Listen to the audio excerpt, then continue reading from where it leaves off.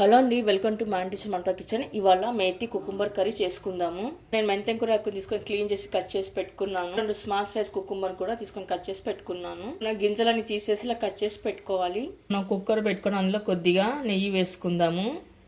అందులో కొద్దిగా ఆయిల్ కూడా వేసుకుందాము. హీట్ అయిన తర్వాత ఆవాలు జీలకర్ర మినపగుళ్ళు వేసుకోవాలి. చేసి పెట్టుకుని ఆనియన్ వేసుకుందాము. పసుపు, చప్పచ్చ దంచి పెట్టుకున్న వెల్లుల్లి రెబ్బలు, మేతి కూర వేసుకోవాలి.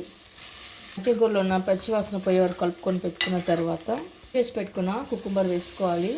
అంతా కలిపి పెట్టుకున్న తర్వాత రెడ్ చిల్లీ పౌడర్, ధనియా పౌడర్, సాల్ట్ తగినంత కలుపుకొని పెట్టుకుందాము.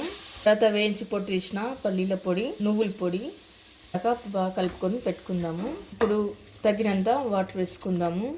తర్వాత కుక్కర్ మూత పెట్టేసుకొని 1 విజిల్ ఇస్తే సరిపోతుంది. 1 విజిల్ తీసిన తర్వాత కొత్తిమీర వేసుకుందాము.